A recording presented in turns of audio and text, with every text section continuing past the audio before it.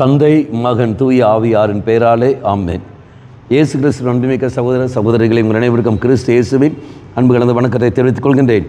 இந்த நற்செய்தி பாகமானது லூக்கா நற்செய்தி 17ஆம் அதிகாரம் 11 முதல் 19 வரை திருவாக்கியங்கள். குறிப்பாக 17வது வாக்கியம், இயேசு அவரை பார்த்து, 10 பேர்களின் நோயும் நீங்கவில்லையா, மற்ற 9 பேர் எங்கே? நம் தெரியும், 10 தொழுநோயாளர்கள் இயேசுவிடத்தில் வருகிறார்கள். இயேசு அவரை குணப்படுத்துகின்றார். அதுக்கு பிறகு ஒருத்தர் மட்டுமே வந்துட்டு நன்றி சொல்வதை பார்க்கின்றோம். மீதி 9 பேர் எங்கேன்னு தெய்வம் கேட்பது. இந்தாங்களே, நம்முடைய வாழ்க்கையில் நாம் இந்த இறைவனை தேடி வருகிற சமயத்தில் இறைவன் இதோ நமக்கு விடுதலை தருகின்றார், சௌக்கியம் தருகின்றார். இவர்கள் இயேசுவின் அருகில் வந்ததில்லை, மாறாக தூரத்திலிருந்து கொண்ட இயேசு அவர்களுக்கு சௌக்கியத்தை கொடுப்பதை பார்க்கணும்.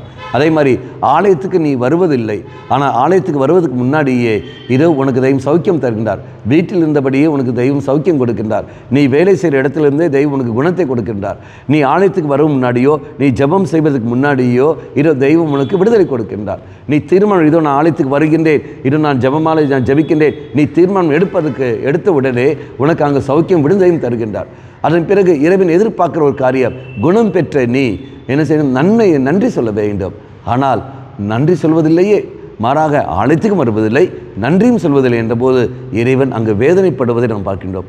அன்பார்ந்தவர்களே, இறைவனை எந்த அளவுக்கெல்லாம் நீ நானும் வேதனைப்படுத்திக் கொண்டு இருக்கின்றோம். ஒரு நன்றி போலும் சொல்லாத அளவுக்கு சுயநலத்தோடு நாம் வாழ்ந்து கொண்டிருக்கின்றோமே.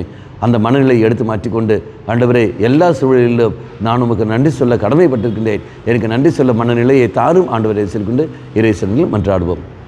அம்மா மாதாவே, தெய்வ மாதாவே, எங்கள் மாதாவே, என் அன்னையே, விசேஷமாக எங்களுக்காக பரிந்து பேசும். ஆமேன். தந்தை மகன் தூய ஆவியாரின் பெயராலே ஆமேன்.